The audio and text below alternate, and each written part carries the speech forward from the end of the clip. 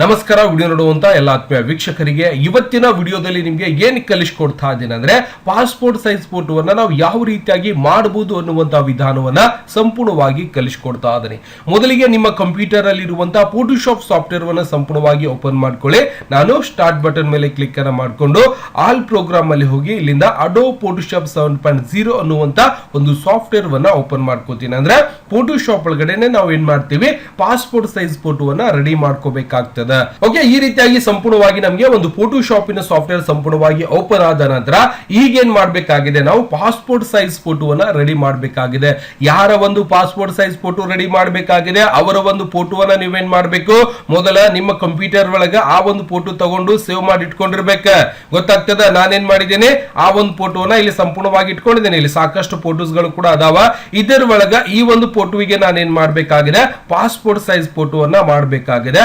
ಹೆಂಗ್ ಮಾಡೋದು ಅನ್ನೋದನ್ನ ನಿಮ್ಗೆ ಇಲ್ಲಿ ಕಲಿಸ್ಕೊಡ್ತೀನಿ. ಹೌದಾ, ಅವಾಗ ನಾವೇನ್ ಮಾಡ್ಬೇಕು, ಫೋಟೋಶಾಪ್ ಅನ್ನು ಓಪನ್ ಮಾಡ್ಕೋತೀನಿ.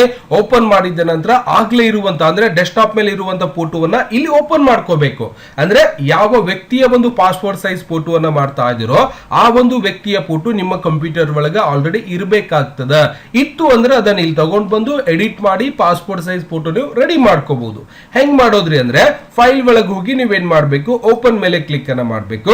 ಓಪನ್ ಮೇಲೆ ಕ್ಲಿಕ್ ಮಾಡಿದ ನಂತರ ಇಲ್ಲಿರುವಂತ ಒಂದು ಪಾಸ್ಪೋರ್ಟ್ ಸೈಜ್ ಫೋಟೋವನ್ನ ನಾನೇನ್ ಮಾಡ್ತೀನಿ, ಒಂದು ಫೋಟೋ ಇದೆ ಎಕ್ಸಾಂಪಲ್ ಆಗಿ, ಇದನ್ನ ಓಪನ್ ಮಾಡ್ಕೋತೀನಿ.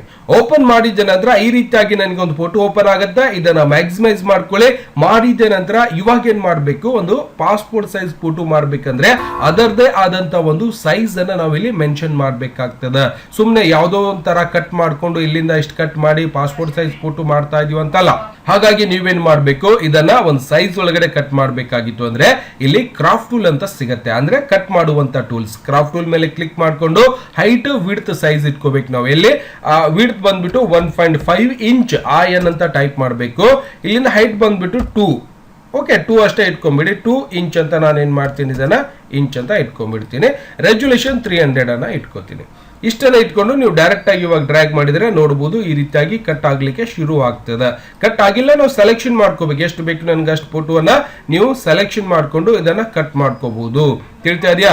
ನಾನು ಈ ರೀತಿಯಾಗಿ ಇಟ್ಕೊಂಡು ನಾನು ಏನ್ ಮಾಡ್ತಾ ಇದ್ದೀನಿ, 2.5 ಇಟ್ಕೋಬಹುದು ಅಥವಾ 2 ಇಟ್ಕೊಂಡ್ರು ನಡೀತೈತಿ, ತೊಂದರೆ ಇಲ್ಲ. ಓಕೆ, 2.5 ಅಲ್ಲ 2. ಓಕೆ, ಇದನ್ನ ಓಕೆ ಮಾಡ್ಕೊಳ್ಳೋಣ. ಓಕೆ, ಎಂಟರ್ ಮಾಡ್ತಿದ್ದಾನೆ. ನಮಗೆ ಸಂಪೂರ್ಣವಾಗಿ ಒಂದು ಫೋಟೋವನ್ನ ನಾವು ಕಟ್ ಮಾಡ್ಕೊಂಡಿದೀವಿ. ಈಗ ಇದನ್ನ ಸೆಲೆಕ್ಟ್ ಒಳಗೆ ಹೋಗಿ ಆಲ್ ಸೆಲೆಕ್ಟ್ ಮಾಡ್ಕೊಳ್ಳಿ. ಸ್ವಲ್ಪ ಇದಕ್ಕೆ ಒಂದು ಬಾರ್ಡರ್ ಅನ್ನ ಕೊಡಬೇಕು.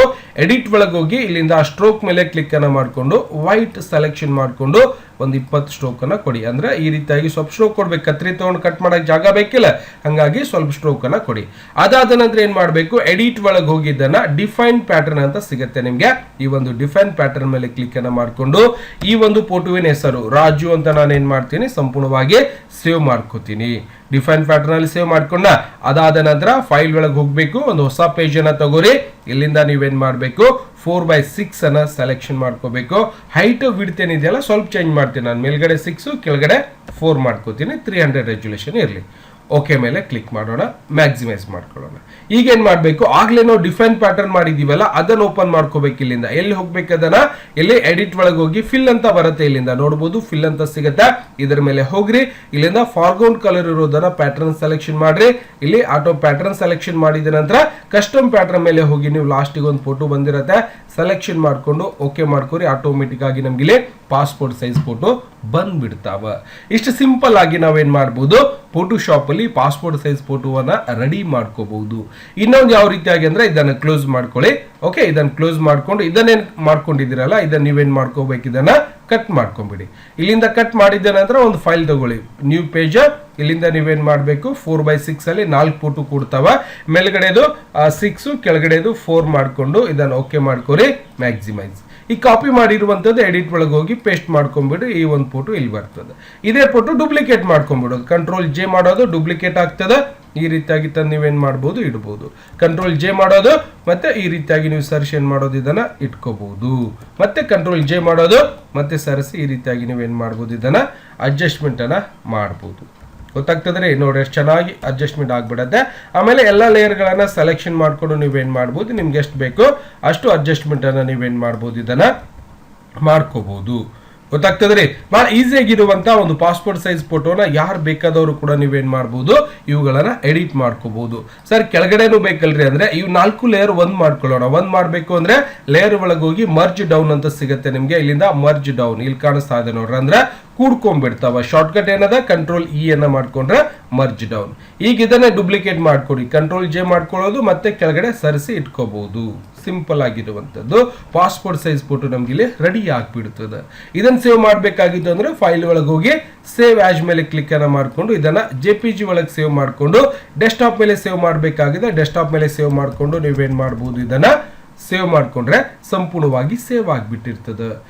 ಕ್ಲೋಸ್ ಮಾಡ್ಕೊರಿ. ಸಂಪೂರ್ಣವಾಗಿ ನನಗೆ ಪಾಸ್ಪೋರ್ಟ್ ಸೈಜ್ ಫೋಟೋ ಇಲ್ಲಿ ಸಂಪೂರ್ಣವಾಗಿ ಸೇವ್ ಆಗಿ ಬಂದ್ಬಿಟ್ಟಿದೆ. ಇವಾಗ ಇದನ್ನ ಪ್ರಿಂಟ್ ಕೊಟ್ಟು ನೀವು ಈಸಿಯಾಗಿ ಪಾಸ್ಪೋರ್ಟ್ ಸೈಜ್ ಫೋಟೋನ ಕರೆಕ್ಟ್ ಆಗಿ ಅದರ ಸೈಜ್ಗೆ ಅದು ಬಂದ್ಬಿಡ್ತದೆ. ಹಾಗಾಗಿ ನೀವು ಮಾಡಬೇಕಾಗಿತ್ತು ಅಂದ್ರೆ ಒಂದೇ ಇಲ್ಲಿ ಸೈಜ್ ಅನ್ನ ನೀವು ಕರೆಕ್ಟ್ ಆಗಿ ಇಟ್ಕೋಬೇಕು. 1.52 ಇಂಚ್ ಅನ್ನ ಇಟ್ಕೊಂಡು 300 ರೆಸೊಲ್ಯೂಷನ್ ಇಟ್ಕೊಂಡು ಎರಡು ತರ ನಿಮ್ಗೆ ಹೇಳ್ಕೊಟ್ಟಿದ್ದೀನಿ. ಕಾಪಿ ಪೇಸ್ಟ್ ಕೂಡ ಮಾಡ್ಕೋಬಹುದು. ಸಾಫ್ಟ್ವೇರ್ ಒಳಗಿಂದಾನು ಕೂಡ ಡೈರೆಕ್ಟ್ ಆಗಿ ಫಿಲ್ ಮಾಡ್ಕೊಂಡ್ರೆ ಇಲ್ಲಿಂದಾನು ಕೂಡ ನೀವೇನ್ ಮಾಡಬಹುದು, ಫೋಟೋವನ್ನ ಅಪ್ಲೋಡ್ ಮಾಡ್ಕೋಬಹುದು. ಇಲ್ಲಿ ಸಾಕಷ್ಟು ಫೋಟೋ ಮಾಡಿದ್ದೀನಿ ನೋಡಬಹುದು, ಗೊತ್ತಾಗ್ತದ. ಈ ರೀತಿಯಾಗಿ ಯಾಕೆ ತಪ್ಪತ್ತೆ ಅಂದ್ರೆ ಇದರ ಸೈಜು ಮತ್ತೆ ಈ ಒಂದು ಪೇಜಿನ ಸೈಜ್ ಚೇಂಜ್ ಇರೋದ್ರಿಂದ ಈ ರೀತಿಯಾಗಿ ಬರ್ತಾ ಇರತ್ತೆ. ಹಾಗಾಗಿ ಈ ರೀತಿಯಾಗಿ ಬರುತ್ತೆ ಅದು. ಅದಕ್ಕೆ ನೀವು ಸ್ವಲ್ಪ ಚೇಂಜಸ್ ಮಾಡ್ಕೋಬೇಕು.